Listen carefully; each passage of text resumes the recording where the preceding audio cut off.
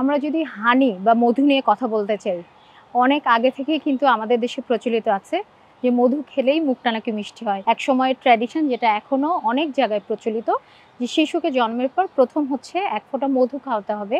তাহলে নাকি শিশুর মুখ যেমন মিষ্টি হবে, এটা তার শরীরের জন্য উপকারী। বাট আসলে কিন্তু বাচ্চার জন্মের পরে প্রথম শিশুকে যেটা দিতে হবে সেটা হচ্ছে কলেস্ট্রল বা শাল দুধ। সেখানে কোনো কম্প্রোমাইজ নাই এবং সেক্ষেত্রে ৬ মাস পর্যন্ত শিশুকে অন্য কোনো ধরনের খাবার দেওয়ার প্রয়োজন হয় না এক্সেপ্ট মাদার্স মিল্ক। তাহলে মধুর আসলে উপকারিতা কী? আমরা যদি মধুকে একটা অন্যভাবে চিন্তা করি যে এরকম একটা ন্যাচারাল ফুড যার অনেকগুলো হেলথ বেনিফিটস আছে। এই মধু কিন্তু আপনার কোলেস্টেরল এবং ট্রাইগ্লিসারাইড দুটাকেই নিয়ন্ত্রণ করতে সাহায্য করে।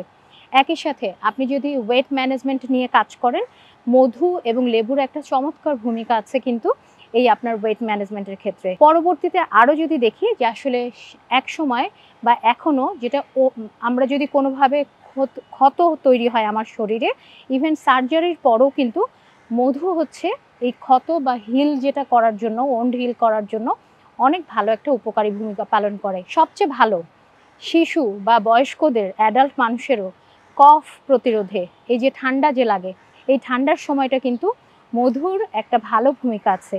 এবং সেক্ষেত্রে ট্র্যাডিশনালি বাংলাদেশে আমরা কিন্তু বলি যে মধু আর তুলসী পাতার রস মিশিয়ে শিশুকে বা প্রাপ্তবয়স্ককে খাওয়ালে এই সময় কিন্তু আপনার যেটাকে ঠান্ডা প্রোটেক্ট করা সেটা করতে পারে। পাশাপাশি আরও একটা বিষয় খেয়াল করে দেখেন, যেটা কিন্তু প্রচুর rich calorie but natural.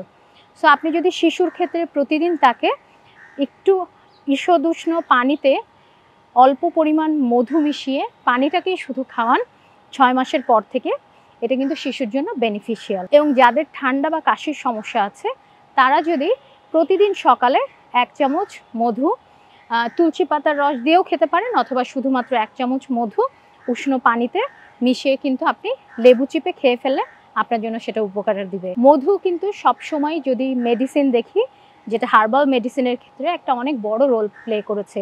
Because এই যে ওন্ড হিলিং থেকে শুরু করে কোলেস্টেরল এবং হচ্ছে ট্রাইগ্লিসারাইডকে প্রোটেক্ট করতে, লং টার্মে যে কার্ডিয়াক ডিজিজটাকে প্রোটেক্ট করার জন্য মধুর কিন্তু এমন কিছু উপাদান আছে যেটাকে আমরা অ্যান্টিঅক্সিডেন্ট এবং অন্যান্য বলি, তারা কিন্তু হচ্ছে হেল্প করে থাকে। তো মধুর হেলথ বেনিফিট চিন্তা করে আপনি কিন্তু প্রতিদিনের আপনার যে খাবারে মধুটাকে ইনক্লুড করতে পারেন।